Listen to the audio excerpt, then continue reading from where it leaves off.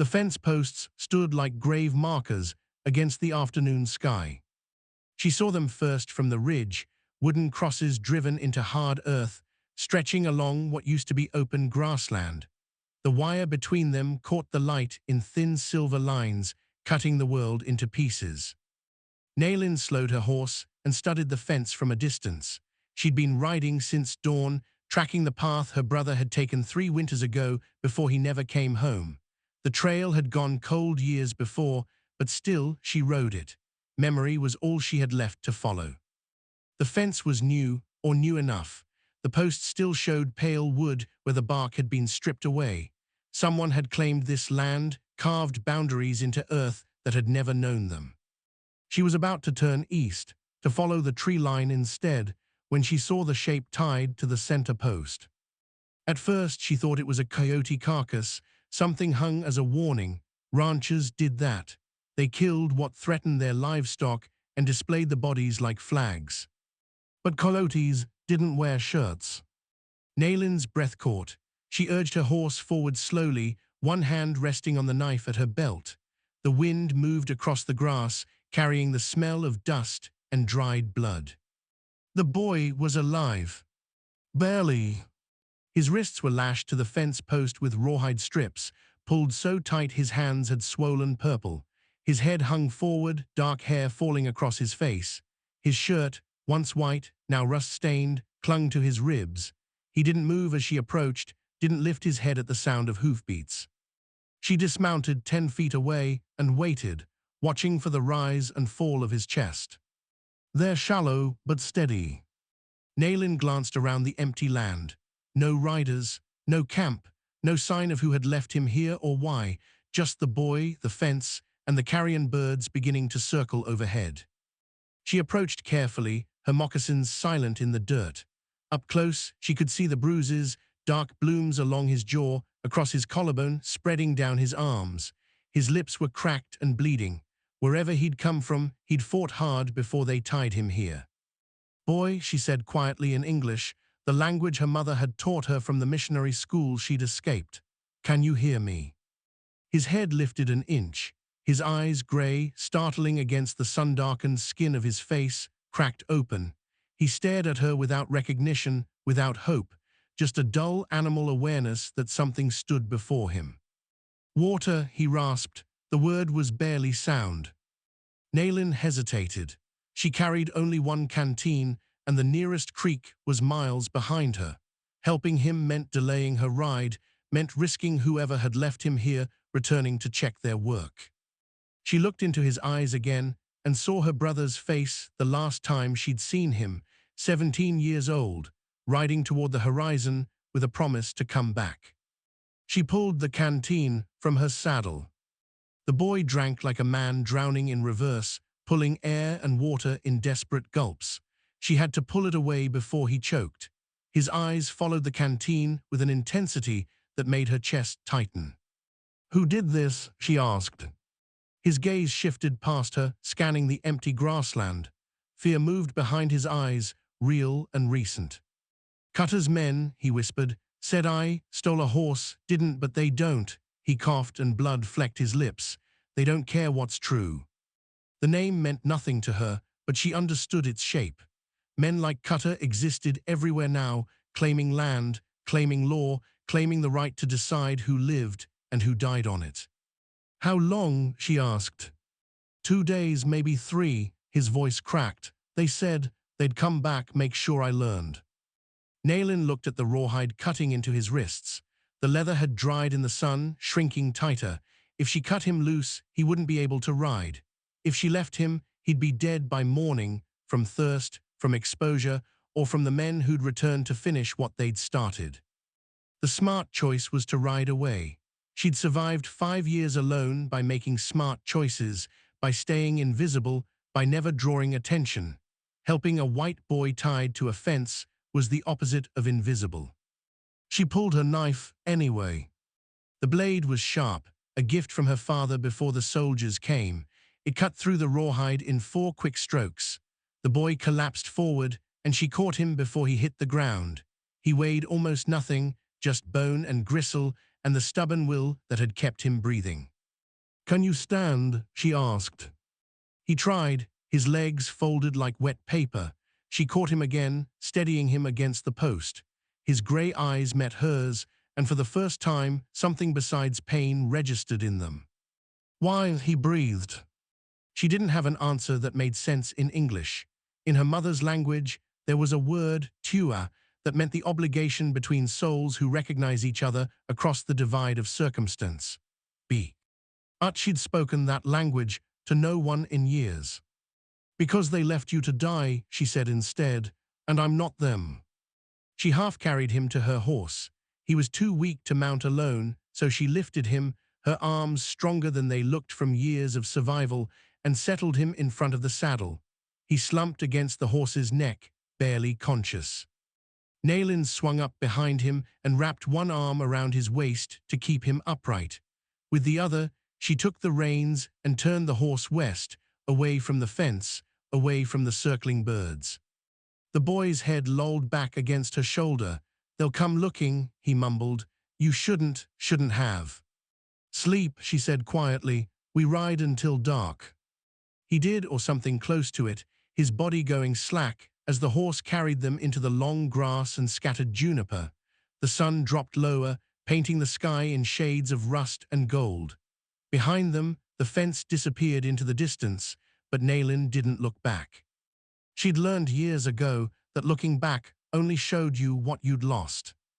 The boy's breathing steadied against her chest, still shallow, still pained, but alive.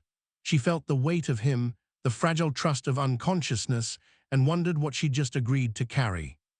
By the time the stars emerged, they'd covered 10 miles. She found a hollow between two rock formations where a thin stream trickled over stone, enough water for the horse and something close to shelter. She dismounted and eased the boy down, laying him on the flattest patch of ground she could find. He didn't wake, even when she checked his wounds by firelight, bruises, cuts, the deep rope burns at his wrists. Nothing fatal if she could keep infection away. She cleaned what she could with water and strips torn from the extra shirt in her pack. His face, relaxed in sleep, looked younger than 18, a boy wearing a man's suffering. Nayland sat back against the rock and watched him breathe.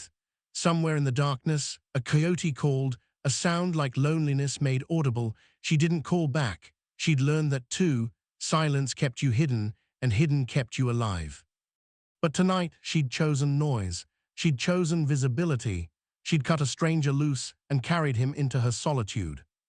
The fire crackled softly. The boy's chest rose and fell. And for the first time in 5 years, Nayland wasn't alone. She wasn't sure yet if that was mercy or mistake. He woke near dawn, gasping like a man surfacing from deep water. Nayland was already awake. She'd learned to sleep in pieces, to wake at the smallest shift in sound. She watched him struggle to orient himself, watched his hands go instinctively to his wrists and find bandages instead of rawhide. His grey eyes found her across the dying embers of the fire. "You're real," he said quietly, as if he'd spent the night half convinced she'd been a fever dream. "I'm real." He sat up slowly, wincing with each movement. In daylight, the damage was clearer, the bruises darker, the cuts deeper. But he was young, and the young healed fast if you gave them reason. "I'm Thomas," he said after a moment, "Thomas Farrow." She didn't offer her name in return. Names were dangerous things to give strangers, even strangers you'd saved. But he waited, and the silence stretched long enough that it felt unkind. "Nayland," she said finally. Something shifted in his expression, recognition, maybe, or understanding. "Comanche." She nodded once. "I knew a Comanche woman once," Thomas said quietly. "When I was younger, she worked at the mission school where my ma sent me. She taught me how to find water by watching where the birds flew at dawn." He looked down at his bandaged wrists. "She was kind, like you." Nayland felt something cold settle in her chest. Kindness wasn't what she'd given him. Kindness implied softness, implied choice without cost. What she'd done was something harder to name, something closer to recognition than charity. The men who tied you, she said, changing the subject. How many? 4, maybe 5. Thomas's voice hardened. Cutter rides with a crew. They've been pushing into this territory for months, claiming land, running off anyone who won't sell or work for them. I was helping a family move their herd when, he stopped, jaw tightening. They said I stole a horse, but the truth is I wouldn't sell them our water rights, so they made me a thief instead. Your family. Dead, the word came flat without inflection. Fever took my ma 2 years back. Pa died before I could remember him. It was just me and the Hendersons, the family I worked for. But after Cutter's men came through, he looked away. They scattered, told me to run too, but I'm tired of running. Naylin understood that tiredness. She'd carried it for 5 years, the exhaustion of always moving, always hiding, always looking over her shoulder for the next threat. But she'd survived because she'd never stopped running. You can't go back, she said, if these men thin. You stole from them, they'll finish what they started. I know, Thomas met her eyes, but I can't just disappear either. That's what they want, for people to vanish when it's convenient, for the land to empty out so they can fill it however they like. His voice dropped. My ma used to say the only thing evil needs is for good people to go quiet. I've been quiet too long. Quiet keeps you alive. Does it? He leaned forward, and despite the pain it clearly cost him, his gaze was steady. You're alive, but are you living? The question hit harder than Naylin expected. She didn't answer. Thomas looked around at the sparse camp, the single bedroll, the worn saddlebags, the absence of anything that suggested permanence. How long have you been out here alone? Long enough. Running from something or looking for something. Both, she thought, neither. That's not your business. You're right, he nodded slowly, but you made it your business when you cut me down, so now we're tied together, whether you like it or not. He touched the bandages at his wrists. I owe you my life. That's not a debt I take lightly. You owe me nothing, Naylin said sharply. I gave you water and a knife, that's all. When you're strong enough to ride, you go your way, I go mine. What if I don't want to? The question hung in the air between them like smoke. Naylin stood abruptly, turning away to check her horse's saddle. You don't know what you're asking. Then tell me. She didn't turn around. I'm Comanche, you're white. Cutter's men will hang you for helping me just as fast as they'd hang you for stealing horses. Faster, maybe. There's no future in following me. I'm not asking for a future, Thomas said quietly. I'm asking for today, and maybe tomorrow, one day at a time until, he trailed off. Until what? Until I've paid back what you gave me. Naylin turned then, frustration bleeding into her voice. I don't want payment, I want, she stopped, unsure how to finish. What did she want? To keep moving? To stay invisible? To find a ghost of a brother who was probably bones in an unmarked grave? Thomas struggled to his feet, steadying himself against the rock. Even standing, he barely reached her height, but there was something in the way he held himself, something stubborn and unbreakable that made him seem larger. I know what it's like, he said, to be alone, to feel like the world's decided you don't matter, but you mattered yesterday when you could have ridden past me. You mattered when you gave me water, you matter now. He took a careful breath. So let me matter too, let me help you with whatever you're looking for out here. And if Cutter's men come, let me stand between them and you for once instead of being the one who needs saving. You can barely stand, Naylin said, but her voice had lost its edge. Today, but tomorrow I'll stand stronger, and the day after that stronger still. His grey eyes held hers. I'm not asking you to trust me, I'm asking you to let me prove I'm worth trusting. Naylin studied him, this broken boy with his bandaged wrists and his impossible promises. Every instinct she'd honed over 5 years screamed at her to send him away, to keep moving, to stay alone where alone meant safe. But she thought of her brother riding toward the horizon. She thought of the missionary woman who'd taught her English and told her that survival without purpose was just slow dying. She thought of the fence post and the circling birds and the choice she'd already made when she'd pulled her knife. One day, she said finally, you ride with me one day. If you slow me down or bring trouble, you leave, understood. Thomas nodded, and something like relief washed over his face. Understood. We move at dawn, Nayland said, turning back to her horse. Get more sleep, you'll need it. She didn't look at him again, didn't let him see the doubt already gnawing at her. Because she'd told him one day, but she could feel the weight of it already. The way his presence had changed the shape of her solitude, the way his voice had cracked open something she'd kept carefully sealed. Behind her, Thomas settled back down by the fire. Thank you, he said quietly. Nayland didn't respond. Gratitude made her uncomfortable. It implied debt, and debt created ties, and ties were anchors in a world where she'd learned to drift. But as the sun rose and painted the rocks gold, she found herself wondering if maybe, just maybe, some anchors were worth the wait.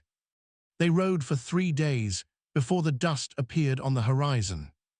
Thomas had grown stronger each morning, still stiff, still hurting, but determined in a way that made Nayland almost believe his promises. He learned quickly how to move quietly, how to read the land for signs of water and shelter, how to make himself useful without needing to be told.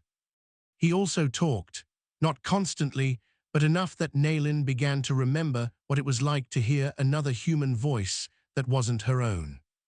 On the second day, he told her about the Hendersons, the family who'd taken him in after his mother died, about the daughter, Mary, who taught him to rope calves and laugh at his own mistakes, about the father, Jacob, who'd said a man's worth wasn't measured in land or coin, but in how he treated those with less. They were good people, Thomas had said quietly as they'd made camp, the kind the West needs more of, but Cutter didn't care about that. Good doesn't matter when it gets in the way of profit. Nayland had listened and said little, but she'd watched the way his jaw tightened when he spoke about the family he'd lost, the way his hands curled into fists before deliberately relaxing. She recognized that fight, the battle between grief and rage, between accepting loss and refusing to forget. On the third day, she'd told him about her brother. Not everything, not the whole story of how the soldiers had come, how her village had scattered, how she'd watched her mother fall and her father drag her away into the grass, while her brother rode in the opposite direction to draw the gunfire away from them. But enough that Thomas understood why she rode these empty places, why she carried her brother's hunting knife, why she'd stopped believing in things like mercy or justice. You think he's still alive? Thomas had asked. No, Nayland had said, but I think I need to find where he stopped being alive. I need to know where his bones are. Thomas had nodded like that made perfect sense, like searching for the dead was a reasonable way to spend years of life. Maybe it was, maybe they were both searching for ghosts. And then the dust came. Nayland saw it first, a smudge against the clean line where earth met sky. She reined in her horse and stared, counting seconds, watching the smudge grow larger and split into separate trails. Riders, she said quietly. Thomas followed her gaze. How many? 4, maybe 5. She felt her chest tighten, the same number he'd said had tied him to the fence, coming fast. They were exposed on open grassland, half a mile from the nearest cover, a stand of cottonwoods clustered around what might be a creek bed. Nayland calculated distances, angles, the speed of pursuing horses versus their own tired mounts. We can't outrun them, Thomas said, coming to the same conclusion. No. Then we hide. Nayland shook her head. They're tracking something. If we run, we confirm we are what they're hunting. She turned her horse toward the riders, her hand resting on the knife at her belt. We meet them, and we see what they want. Nayland. Stay behind me, she said. Let me talk, and if I tell you to run, you run, understand? Thomas's face hardened. I told you I wouldn't. I know what you told me, she met his eyes. But right now, you let me protect you. Later, if we're both still breathing, you can argue about it. The riders closed the distance fast, 5 men on strong horses, riding with the kind of confidence that came from knowing the land belonged to them. Nayland watched them approach and felt the old familiar fear settle into her bones, not panic, but the cold calculation of prey watching predators circle. They reined in 20 feet away, forming a loose semicircle.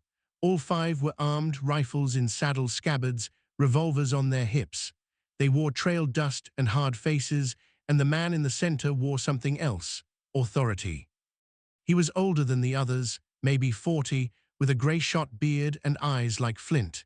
His horse was the finest, a tall roan that probably cost more than most men earned in a year. "Well," the man said, his voice carrying easily across the grass, "looks like we found something interesting." Nayland said nothing. She kept her expression neutral, her posture relaxed. Showing fear was showing weakness, and weakness invited cruelty. The man's gaze moved from her to Thomas, and something shifted in his face, recognition blooming into dark satisfaction. "Thomas Farrow," he said slowly, "I'll be damned, you're tougher than you look, boy." Thomas's hands tightened on his reins, but he didn't speak. The man leaned forward in his saddle. "We left you a message, son. Figured 3 days tied to a fence post would teach you about the cost of disrespect, but it seems you didn't learn." His eyes flicked to Nayland. "Or maybe you just found yourself some help." "He's not your concern," Nayland said quietly. "We're just passing through." The man's attention settled fully on her for the first time, and she felt the weight of it. The way his gaze moved over her face, her clothes, her horse, cataloging and dismissing. "Comanche," he said, "not a question." She didn't answer. "You're a long way from reservation land, girl. Unless you got papers saying otherwise, you're trespassing on territory claimed by Mr. Augustus Cutter. That's me, in case you're wondering." He smiled, showing teeth. "And I take trespassing seriously." "We'll leave," Nayland said. "We're not looking for trouble." "Too late for that." Cutter jerked his chin toward Thomas. "That boy stole from me, and now you're helping a thief. That makes you complicit." "I didn't steal anything," Thomas said, his voice tight. "You wanted my family's water rights, and when I wouldn't sell." "Boy, I'm going to stop you right there." Cutter's voice dropped to something soft and dangerous. "You're already on borrowed time. Don't make it worse by calling me a liar." One of the other riders, a younger man with a scar across his cheeks, spoke up. "We should just take them both, boss. String 'em up as examples. Let folks know what happens when—" "When I want your opinion, Clyde, I'll beat it out of you," Cutter said without looking at him. His eyes stayed locked on Nayland. "Here's what's going to happen. You're going to hand over the boy, and then you're going to ride north until you hit reservation land, and you're going to stay there. You do that, we forget we ever saw you. Sound fair?" "No," Thomas said. Cutter's smile widened. "Son, I wasn't asking you." "I said no." Thomas urged his horse forward, positioning himself beside Nayland instead of behind her. "She saved my life. I'm not letting you take me to repay that debt by watching her ride off alone." "Thomas," Nayland said quietly, a warning. But he ignored her. His gray eyes, still bruised, still shadowed with pain, locked onto Cutter with something that looked like fury and sorrow mixed. "You want to call me a thief? Fine. But you're the one stealing land, stealing water, stealing lives. My family never hurt you. They just wouldn't bend." His voice cracked. "So yeah, I'll die before I let you take me, but you'll have to kill me here, in front of witnesses, instead of quietly out in the grass where no one can see." Cutter studied him for a long moment. Then he sighed like a man dealing with a disappointing child. "Clyde," he said, "take them both." The riders moved as one, hands dropping to guns, horses surging forward. Nayland's knife was in her hand before she could think, and she saw Thomas reach for a rock, a branch, anything that might serve as a weapon. But they were 2 against 5, and 5 armed men didn't need to be gentle. A gunshot cracked the air, not aimed at them but at the sky. The horses shied, the riders pulled up short. And from the cottonwoods behind them, a voice called out, "That's far enough, Cutter." Everyone turned. A man stepped out from the trees, tall, weathered, with a rifle resting casually against his shoulder and a star pinned to his vest. "Sheriff," Cutter said, his voice souring, "didn't expect to see you out this way." Clearly, the sheriff walked closer, his rifle never wavering from its ready position. Heard some interesting things about you leaving boys tied to fence posts. Thought I'd ride out and see for myself. Cutter's jaw tightened. That boy's a thief. Then bring him in legal, file a complaint, let a judge sort it out. The sheriff's eyes were hard. But you don't get to be judge, jury, and executioner on my watch. Not anymore. For a long moment, nobody moved. The wind pushed through the grass. A hawk called somewhere overhead. Then Cutter smiled, thin and cold. You're right, Sheriff. We'll do this proper, file all the right papers. He turned his horse. Come on, boys, let's go talk to a judge. The riders followed, but not before Clyde shot Nayland and Thomas, a look that promised unfinished business. When they were gone, the sheriff lowered his rifle and approached.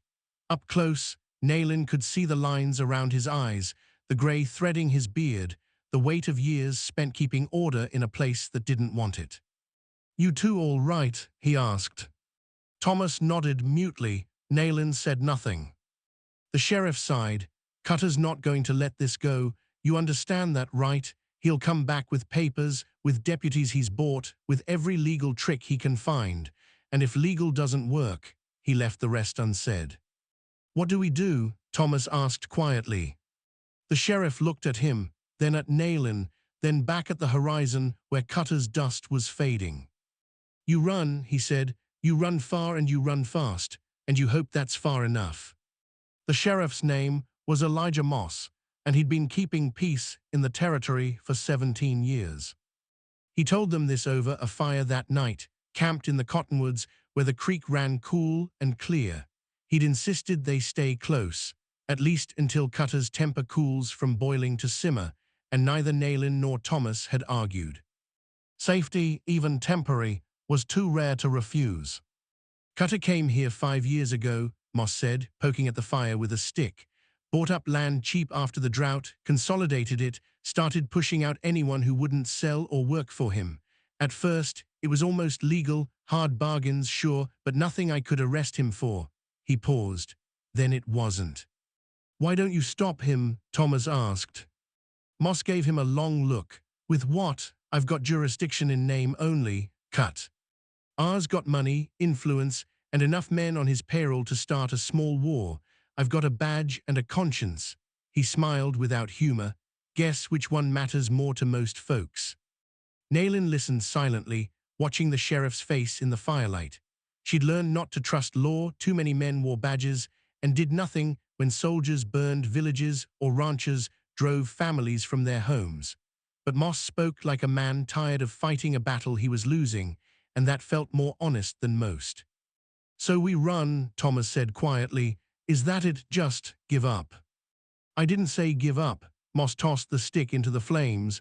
I said survive. There's a difference. Is there? Thomas looked at Nayland. She's been surviving for 5 years, alone, running, and it hasn't brought her any peace. Nayland felt her jaw tighten. You don't know what's brought me peace. Don't I? Thomas turned to face her fully. You're out here looking for a ghost, Nayland, riding the same trails, checking the same places, hoping to find bones that are probably dust by now. That's not peace, that's penance. The words hit like stones. Nayland stood abruptly, anger flashing hot. You don't get to judge what I'm not judging. Thomas stood too, wincing at the movement but not backing down. I'm saying I understand. You think I don't know what it's like to keep moving because stopping means feeling everything you've been running from? His voice cracked. I lost my family too, Nayland. I know what it's like to pretend searching for something is the same as healing from something.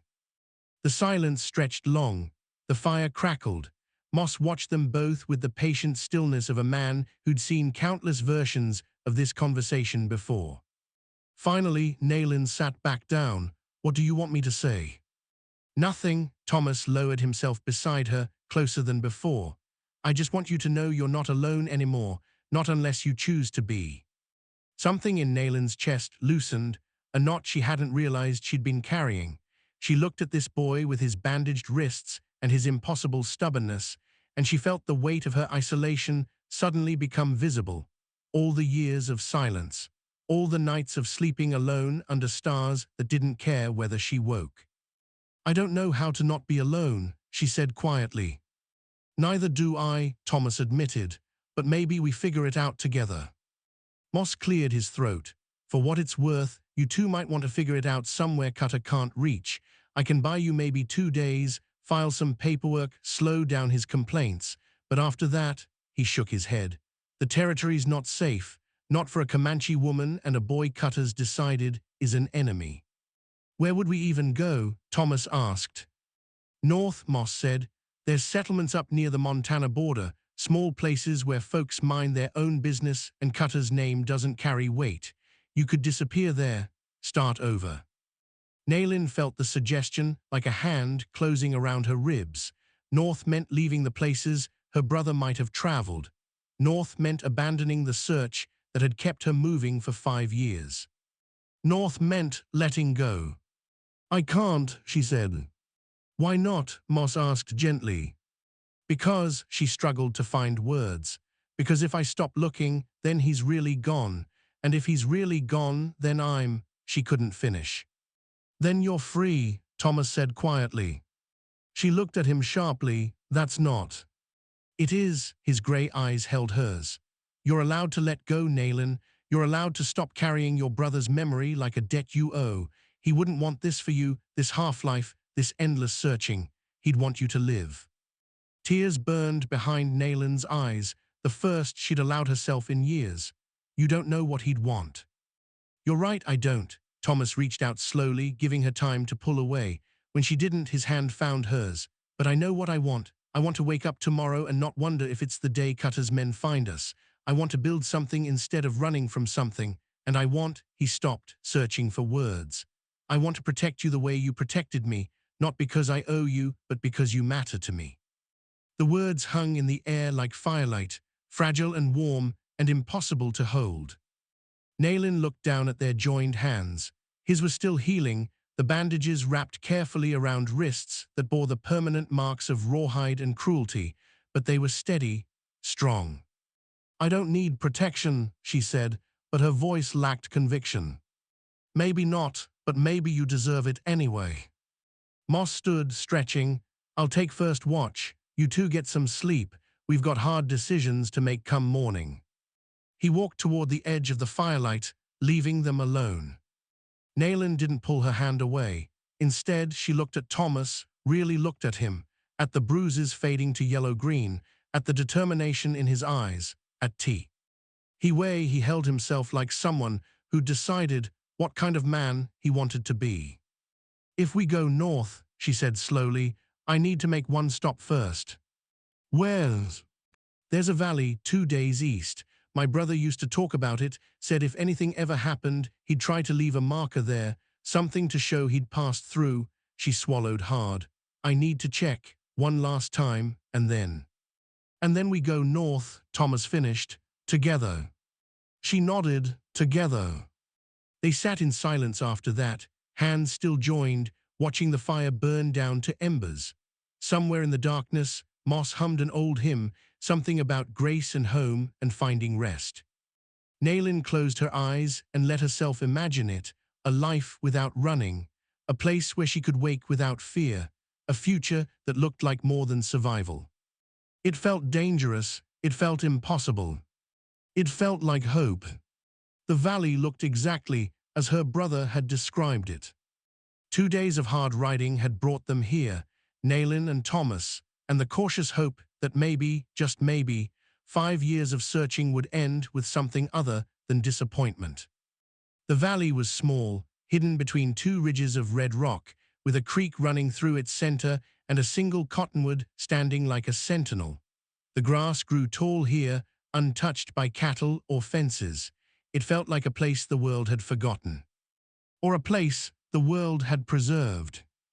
Naylin dismounted slowly, her heart hammering against her ribs. Thomas stayed on his horse, watching her with quiet understanding.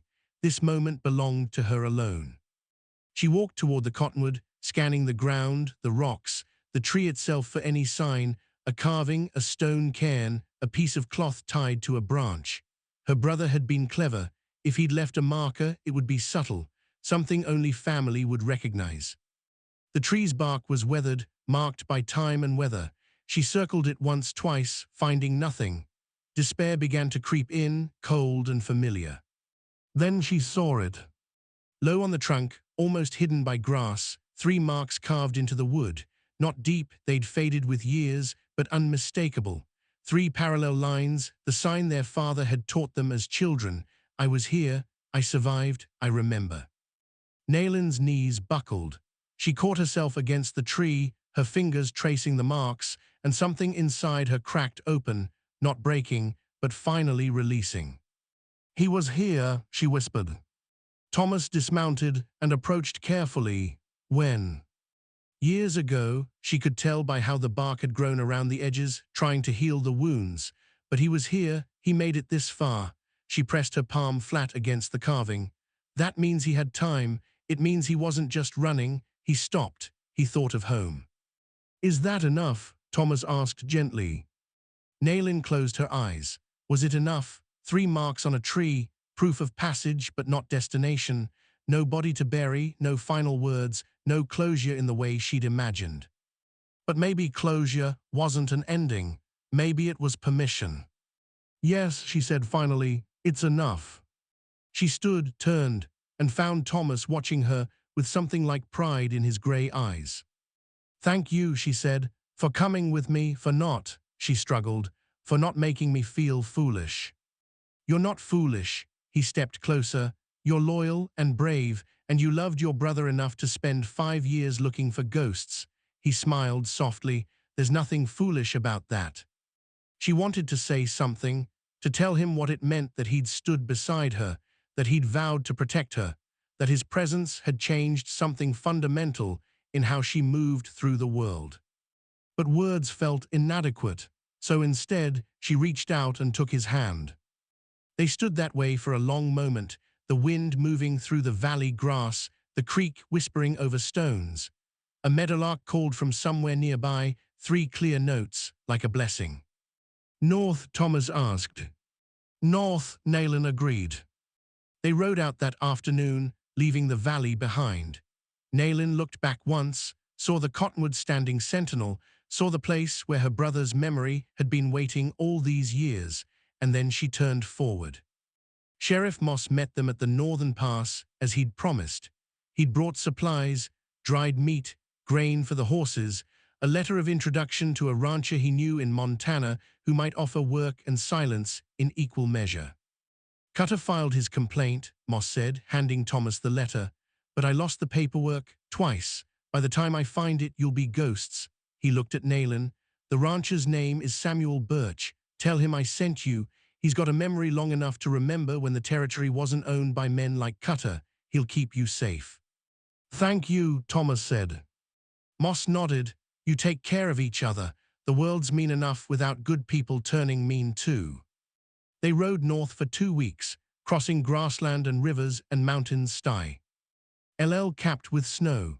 They traveled slowly, carefully, always watching the horizon for dust that might mean pursuit. But Cutter never came. Maybe the sheriff had delayed him long enough. Maybe the territory was too big for one man's reach, no matter how rich or angry. Or maybe Nayland liked to think maybe some things were meant to escape. Samuel Birch's ranch sat in a valley much like the one she'd left behind. When they arrived, he took one look at Moss's letter, one look at their faces, and simply nodded. Bunkhouse is empty, he said. Works hard, but it's honest, and I don't care where you came from, long as you don't bring trouble to my door. We won't, Thomas promised. They didn't. 5 years later, the cabin Thomas built sat on the eastern edge of Birch's land, where the valley opened toward the sunrise. It was small but sturdy, 2 rooms, a stone fireplace, windows that caught the morning light. He'd built it himself, with Nayland's help, over the course of 2 summers. Every beam, every nail, every careful choice of where to place the door. It was the first thing he'd ever built that felt like home. Nayland stood in the doorway now, watching him work on the new barn. His hands, scarred but steady, moved with practiced confidence. He was 23 now, no longer the broken boy she'd cut loose from a fence. He'd grown into the man he'd promised to become, strong, gentle, stubborn in all the best ways. And he'd kept his vow. Every day, in 100 small ways, he protected her, not with guns or violence, but with loyalty, with presence, with the simple, profound act of staying. She protected him too, not from danger, though she would, without hesitation, but from loneliness, from the belief that he was alone in the world, from the lie that survival was the same as living. They'd built a life together. Samuel Birch had given them land after the 3rd year, a wedding gift, he'd called it, though they'd never formally married. They didn't need papers to know what they'd promised each other. The vows had been made years ago, without words, in a valley where Naylin had finally learned to let go. She touched her stomach, now still flat, but not for much longer. She hadn't told Thomas yet. She wanted to wait for the right moment, the right words. But watching him work, watching him build their future with his bare hands, she realized the right moment was always now. "Thomas," she called. He looked up, wiping sweat from his brow, and smiled. That smile, open, unguarded, full of warmth, still undid her every time. "Come here," she said. He walked over, curious. When he reached her, she took his hand and placed it against her stomach. What he started, then stopped. Understanding dawned slow and bright across his face. "Naylin." "Yes," she said simply. His grey eyes filled with tears. He dropped to his knees and pressed his forehead against her stomach, his shoulders shaking. She ran her fingers through his hair and let him feel whatever he needed to feel. When he finally stood, he was smiling through the tears. "I'll protect you both," he said. "I vow it." "I know you will." She cupped his face in her hands. "You already do." They stood together in the doorway of their home, the mountains rising behind them, the valley stretching ahead. Somewhere in the distance, a hawk cried. The wind moved through the grass like breathing. And Naylin, who had spent 5 years searching for ghosts, 5 years running, 5 years believing she was meant to be alone, finally understood what she'd found when she'd cut a boy loose from a fence. Not a debt, not an obligation. A future. Years later, when their daughter asked about the scars on her father's wrists, Naylin would tell her the story. About the fence, the choice, the vow.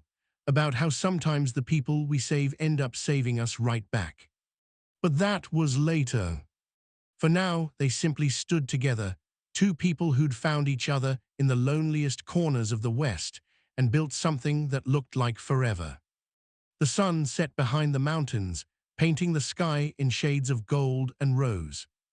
And in that light, they looked like what they were, free.